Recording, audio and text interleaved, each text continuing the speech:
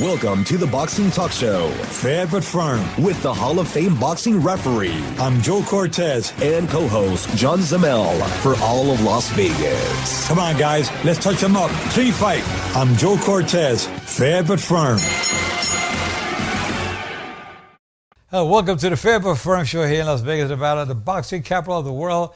This weekend, we have nothing too much to talk about boxing, tonight, man. John. Yeah, no, we have a little bit of... Tonight, Saturday night, nothing is happening. Back at it's been a hot week, very hot week. The temperature has been in 3 digits all week long, and here we are Saturday morning, and it's going to be another hot one. Every day's hot, man. Every day's hot. You know what? Boxing world's hot right now. We're lucky we got a little break off, because you know what? This year is crazy. We got, 2 pay-per-views last year, and that was only because we had one at the end there. This year, we're already looking at 6, maybe 7, and we're only halfway through the year. Yeah. It's unbelievable. And it's not just pay-per-views. It's every kind of event, every weekend, either on Fox or Fox Sports 1 or ESPN or DAZN or ESPN Plus or Showtime. There's some kind of fight. There's some kind of event. And, having a little minute to take a step back and breathe is kind of nice. I kind of like it. Yeah, and fans are saying that boxing is dying. I don't know what they're talking about. I mean, it dropped for a little bit, has its peaks and valleys. The peaks and valleys. But it's back up on the rise again. Thank God that all these young fighters, young talent is coming out there.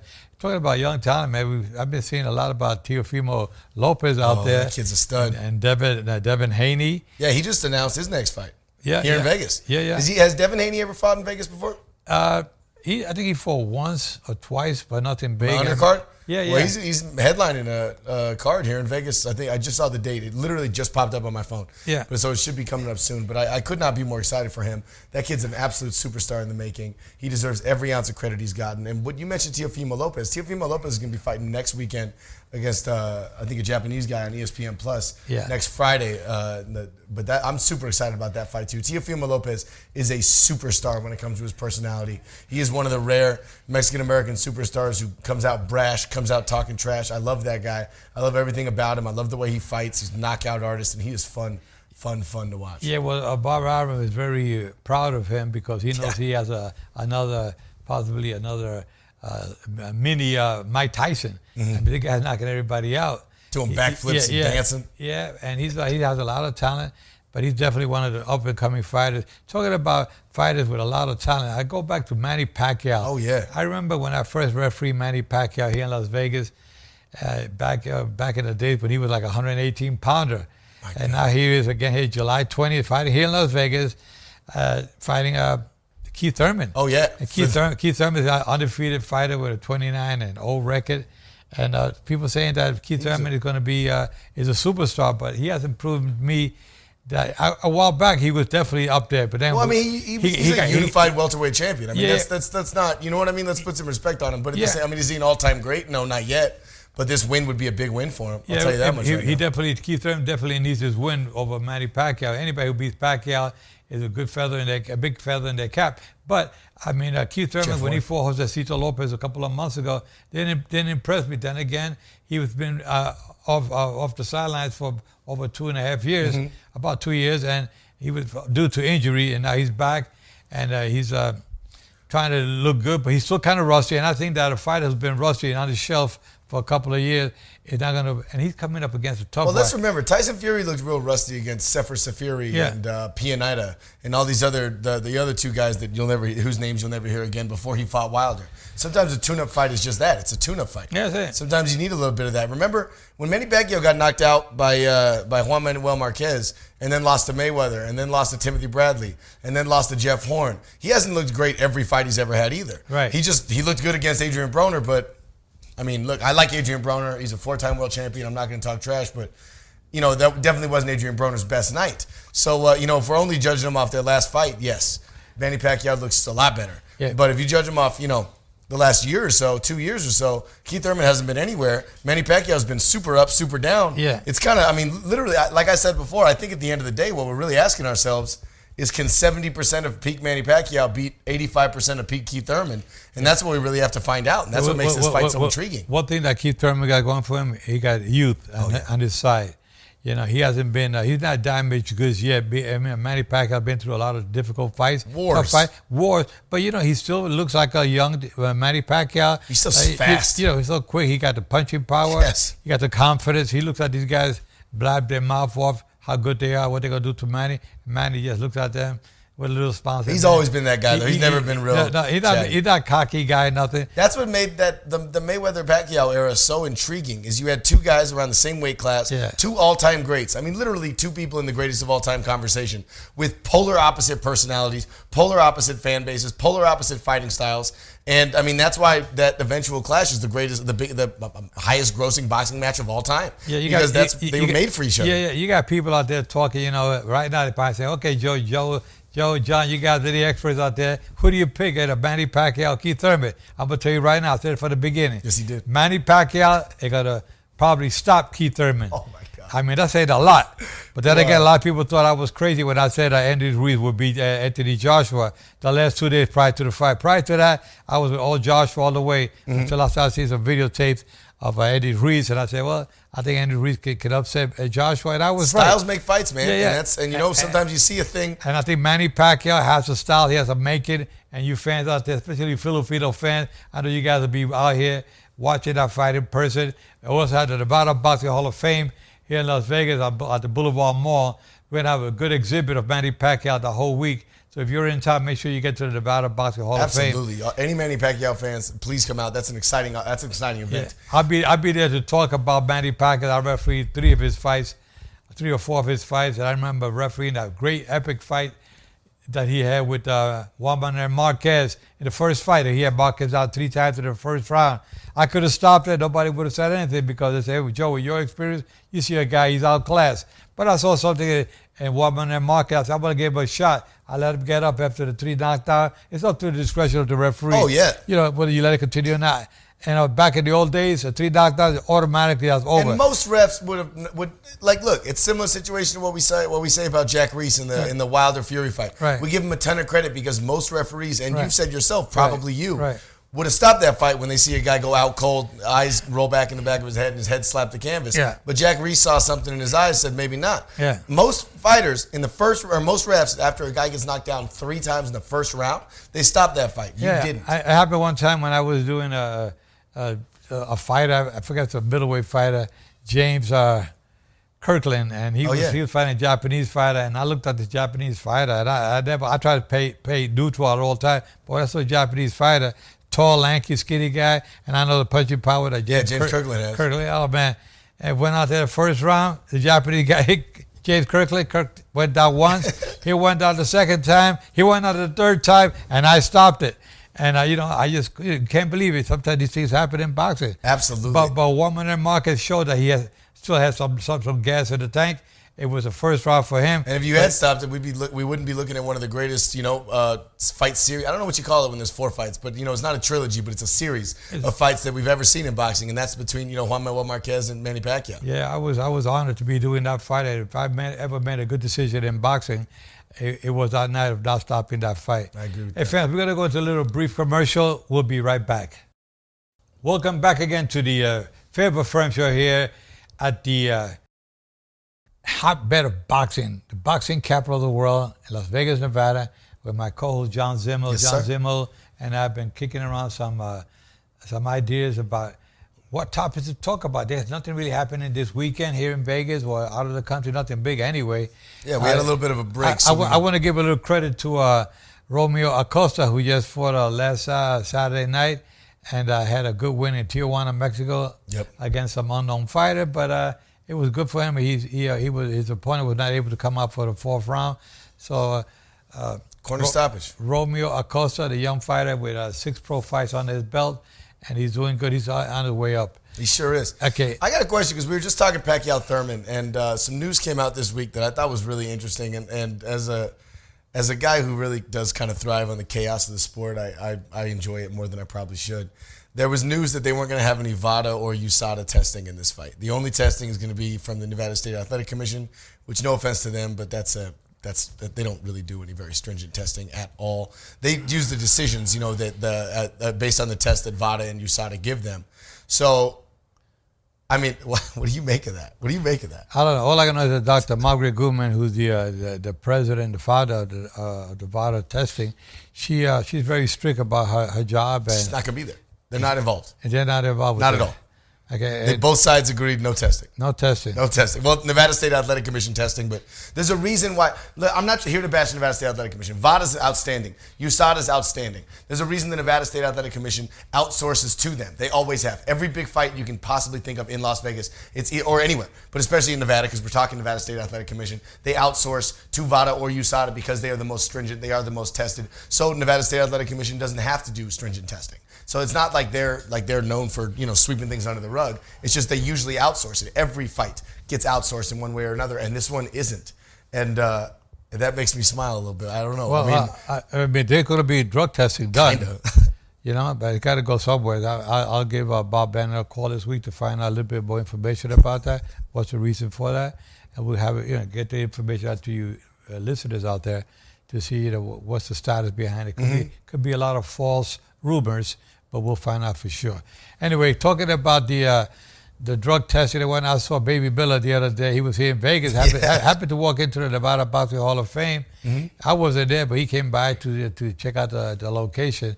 But Baby Billa's one guy that they call him Big Pharma now. Yeah, big what? They call him Big Pharma. Why is that? Like you know how like all the drug companies that's their Big Pharma. So that's they call him Big Pharma. Like he used to be Big Baby. Now he's Big Pharma. Big Pharma. Okay. Anyway, so he was he lost that shot at Anthony Joshua, a $6 million paycheck, and who knows him? He could have been the guy that could have upset Joshua, just like Andrews Ruiz did. Andrews Ruiz last Monday. Ruiz said he called him. He called him and said thank you afterwards. Is that right? Yeah, I guess him and Gerald are. Well, it's just like Jaime Munguia. When he got shut down here in Vegas because of his record. He didn't have a good record according to Bob Bennett, the athletic director. He wouldn't approve his fight against. He never fought outside of Mexico, and he's a 154-pound fighter. So he got to thank. It would have been a slaughter. He got to thank Bob Bennett for rejecting him to fight in Vegas. He went to New York and knocked out the champion. Yes. At the 100. Saddam Ali. Yeah. Saddam Ali. So 154. 154. Now talking about Jaime Munguia fighting Jesse Vargas. They are. There's a talk about it. Jesse Vargas was telling me the last weekend. He said, Joe, that's a good shot. I got a shot at the 154-pound Jaime Munguia. Jesse Vargas just fought at 168. No, I'm sorry. He fought at 152. I'm sorry. He went from welterweight up. I'm sorry. I messed up. He's going to go up to 154 to fight Jaime Munguia. Let's talk about that. No date doesn't said, but that's what Jesse Vargas told me himself last week here in Vegas. So it's got to be. I mean, look, and I love Jesse Vargas. Jesse Vargas has always been on the show. He's one of my absolute favorite people on the planet. Jesse Vargas, if he loses that fight, that's it, right? Yeah, that's it. That's it. Yeah, this is a former welterweight champion. He's fought Manny Pacquiao. He's fought, Timothy Bradley. He's fought Adrian Broner. He's fought many of the best. Yeah. But he lost all those fights. Or Adrian Broner was a draw. But you know what I mean? If he doesn't get past, I'm at a Timothy Bradley fight though. He was losing the fight, no question about it. But the last round, he had Timothy Bradley going, and the referee stopped it. He had the 30-second warning. He thought that was the final bell, and that's what Jesse Vargas had Timothy Bradley. He was. And then they waved it off, and he was ready to go down, and the referee waved it off. Jesse Vargas started jumping. Thought he won. Celebrate. He thought the referee stopped it. The referee said, "No, I heard the bell." They found out he didn't hear the bell. And that was rough. And that was the referee's. I feel for Jesse Vargas there, and I've always, like I said, Jesse Vargas has always fought the best. He's always been outstanding. Jaime Munguia is 22. If he loses to Jesse Vargas, he'll be all right. He'll turn back around. And let's be honest, he's probably not ready to face the other champions at 154 right now anyway. So it's not the worst thing that could happen to him to gain some championship experience. But if Jesse Vargas loses, it's a high risk, high reward fight for Jesse Vargas. Right. For Jaime Munguia, it's a low risk, high reward, and I like that fight. Yeah, it's going to be a good fight. Very interesting. Again, Jesse Vargas says, Joe, I can do it. He's a good shape. They're both with DAZN, so there's no reason why it couldn't work. They're two Mexican warriors. But I like 154 because we got Jesse Vargas, we got Jaime Munguia, who we just mentioned. We also have Erislandy Lara. We have Erickson Lubin, who just put on a show. Yeah, but Lara's been around too long already. But he's still looks good, though. He's like the last on the podium pole. But he still looks good. He's okay. He debatably beat Jarrett Hurd last year. That was the fight of the year for many people. Yeah. That was he still got the excitement. Speaking of Jarrett Hurd, he just got beat by Julian Williams, who took both of his belts. Yeah. Then you have Jermell Charlo, who just looked outstanding against Jorge Cota. Yeah. You got some real monsters in that division. Okay, but Cota, it was. Cota's nobody, but I'm saying Jermell Charlo looked good. He looked good. He had an impressive knockout. He did what he was supposed to do. I'm just saying, Jermell Charlo, he didn't take a step backwards. Yeah, no. A lot of people believe his brother took a step backwards by not getting the knockout this weekend. Do you think that? I think the injury affected him. I think this kid Adam, who won the Super Series last year, the contender, and he looked outstanding winning that contender series. But I think they pushed him a little too quick against Charlo. You think? I mean, he lasted 12 rounds, but he didn't. He lost all 12. Yeah, you can see. I think I gave 1 round, and I think that he just didn't have. You don't. Sometimes you rush, but you'll fight a little too quick. He had none to lose, really, and a lot to gain because you lose against the champion. Some guys, when they come in and their whole goal is not to get knocked out, like he's not even really trying to win rounds. He's just trying to not go to sleep. It's hard to knock out a professional boxer who's trying not to get knocked out. Look at Mikey Garcia against Errol Spence in the last half of that fight. Yeah. He wasn't trying to win rounds. He was just trying to survive. Right. Well, and as great as Errol Spence was, he wasn't going to knock down Mikey Garcia. I saw Adam at the end of the fight. He was celebrating. I think he was celebrating that he didn't get knocked out. I would be. I don't know. He was celebrating that he won. He got paid the same amount and he didn't go to sleep. I'd be celebrating. Yeah. Well, I'll tell you now, he got to go back to the drawing board. His managers and promoters got to say, okay, what do we do with you next? You know what's crazy? You got to work him up with that. He might. I mean, the way the middleweight division looks right now, it's getting sparse, and it looked so good a year ago. Yeah. But right now, Canelo's somewhere else. Triple G's not fighting anyone until Canelo comes back. I think Danny Jake would have come back and take that title. He said he's going up to 168. He's going 168. I don't know what's going on with that division, man. I mean, literally, who's the 5th best fighter in that division? Jack Kolke? Derevyanchenko? I'll tell you, I got to go back in the gym. You should. You're going to hit 160? I got to knock about 12 pounds. I'd be at 160. One camp, you'll be fine. Yeah, no question about it. I think it's going to be a very interesting season for boxing, that's for sure. There's so much that's going on. And talking about what's going on in boxing, there's a lot going on, but I think I'm going to go back memory lane. Yeah? I saw some pictures. Happy birthday to Mike Tyson, who just celebrated, I think it was his 61st birthday. My goodness. Was it 50th, 61st? No, maybe I'm wrong, but I don't know. But it was just the 26th anniversary of him biting Holyfield's ear or something like that. That was last week. Yeah. Wow. Yeah. So I think Mike is about. I think he's in the mid 50s, but he got that gray beard. They got a gray beard. These guys, come on, take off that beard, man. When my gray started coming out, I said, "The hell with it. I'm shaving it off." Covered all my your hair. I said, I don't need that gray short. You don't need that gray stuff. Take that gray up. The gray makes you look older, twice as older than what you really are. And Mike Tyson looked like an old man. I said, "What? He looks older than me, man." Yeah. And I'm old. He has a face tattoo. He doesn't care about gray hair on his beard. Yeah. Anyway, fans, we're going to go to a little brief commercial. We'll be right back. Welcome back again here to the Faber Firm Show here. My co-host John Zimmel and Joe Cortez here talking about some of the fights of the past. We're talking about an older Mike Tyson these days. Yes, sir. Mike Tyson, I remember in his younger years, one day he came up to me and said, "Mr. Cortez, I remember when I first met you, I was about 13 years of age. And I came up to you and I told you I want to be a fighter, and you told me to keep myself straight and I'll be a champion one day. And I always listened to you, Mr. Cortez." Yeah. So I'm saying, Mike, you can make it, buddy. You can stay clean and give it all you got. One day you'll be world champion. Well, Mike Tyson did become the youngest heavyweight champion in the history of boxing at the age of 19. Yeah. And we talk about it a lot on this show, but only because it's on every thread you ever see on Facebook or anywhere else. And since we don't have much to talk about, I think we can really dig deep. We talk a lot about fantasy matchups, guys from different eras who you'd want to see. But most of the time, what you hear, because Mike Tyson was such a force, was such a. I mean, he was a moment. He was an icon. He was larger than life. He was Michael Jordan, but a murderer. He was amazing. The thing, he constantly gets compared to all these other champions. I want to know, out of the two best heavyweight boxers in the world right now are Tyson Fury and Deontay Wilder, right? Right. Which one of those guys would he have a harder time against style-wise? I think he always had trouble with 12 fighters. Mm-hmm. Championship caliber. Yeah, but I can tell you right now, if Mike Tyson was around right now, he'll knock both of those guys out the same night. You think? The same night. Two of them. I mean, Mike Tyson, Wilder can punch. Tyson always has some difficulties against 12 fighters, but Mike was I was watching some tapes of him last night. I said, man, he fought guys that was 6'5", 6'4". He walked through those guys. Who's the best fighter he beat? Who did he beat that was on the level of Tyson Fury or Deontay Wilder? Well, not him. I'm not asking whether he was on that level. Who did he beat? Larry Holmes he was your age by then. Yeah. Yeah, he fought Larry. I refereed that fight. I stopped Larry Holmes I think in the fifth round. I had to stop it if Tyson put him down. Mm-hmm. But the guys that were giving him a tough time, the guys were like, I mean, Tony Tucker was tall, but he was not really a Tony Tucker wasn't on the same level as that. Yeah, no, he was not. The other fighters that Mike Tyson fought, the other guy that gave him a tough time was Buster Douglas and Holyfield. Holyfield always gave Mike Tyson a Holyfield beat him.